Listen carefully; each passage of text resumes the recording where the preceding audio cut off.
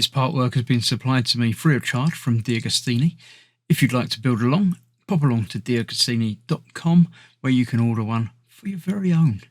They also have several other part work build-up models that you can build for everything from cars to boats and everything in between. So I'd like to thank them very much for giving me the opportunity to build this so you can all watch and see exactly how it all goes together. Hello, I'm Chris, this is Gross Models. Welcome to issue 80 of building the Ford GT from DeAgostini. In this issue we're putting the engine block together a little bit more and I think fitting it to the car. Could be wrong with that though. Looking at the final failure of Le Mans. Is Le Mans not still running? I don't know. I'm not going to be reading the words there, but if you want to read about the failure, then you can. Didn't realise it failed, but there we go. Feel free to pause and read. So yes, this is the right side of the engine block. We're going to be fitting the bit that we've just done a couple of issues ago onto the new bit that we've got today. And yeah, then we need to bring in the rest of the car. I shall have to go and collect that from over the other side of the room to get that ready and prepped.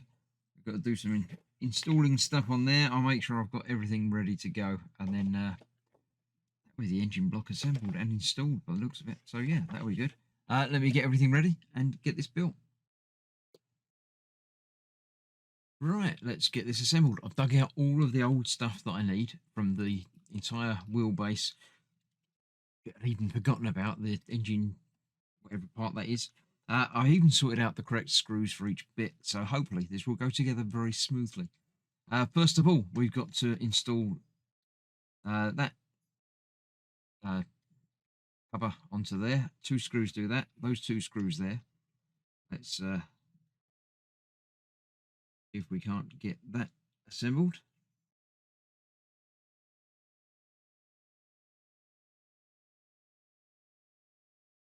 Yeah, I can't get that assembled. I'm going to have to dig out my magnification glasses for doing that as well. So let's tell you what I'm going to do, and then I'll just do it behind the scenes. It's going to be far easier for me at the moment. That's going on there. This part is going onto the bottom of here, like so. The tube is fitting exactly the same as the one on the other side did. Over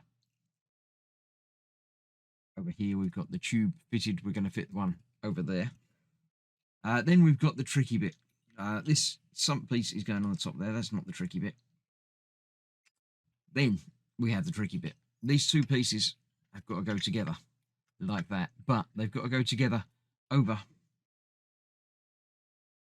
that bit that holds it all together. So you've got to sort of line everything up, get that hooked over there, and then screwed together. So yeah, I shall come back when I'm ready to get that screwed together, when I've got all the sub pieces assembled, and we'll see how that works. And that's going to be that. So hopefully everything will be nice and easy, and we'll see how it goes. So see you in just a sec. Okay, so that's all of the bits connected, both sides. That just bayonets in there, so it's not tight fit until the other side comes in place as well. So this that's going to be a problem, isn't it? Yep, just got to not catch it at all till it's all together. So this is going to go on there. I should get that like so, because when these 2 pieces join together, you end up with the slot in the middle there, which is where that's going to come out. So we need to get that lined up on there. I do need that on there now. That's got to go on there. This has got to go on there like that.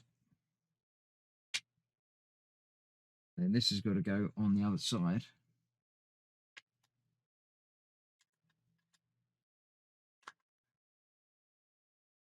Almost like that, but more so. Like that.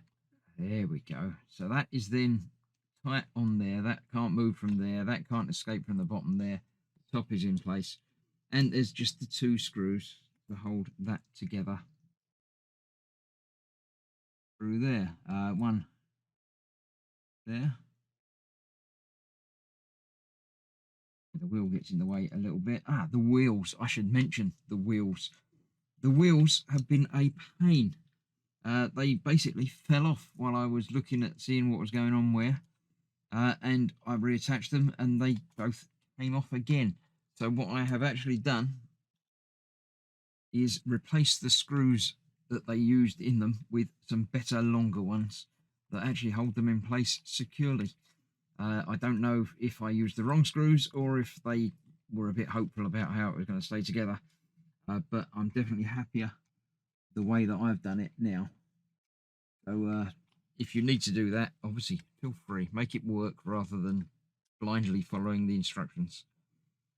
So that is that. I think I might need to tighten them just a touch more, but we've got our engine really starting to come together now. So that is another issue completed. I do like it when separate parts come together into one. So that's that. Thank you very much for watching.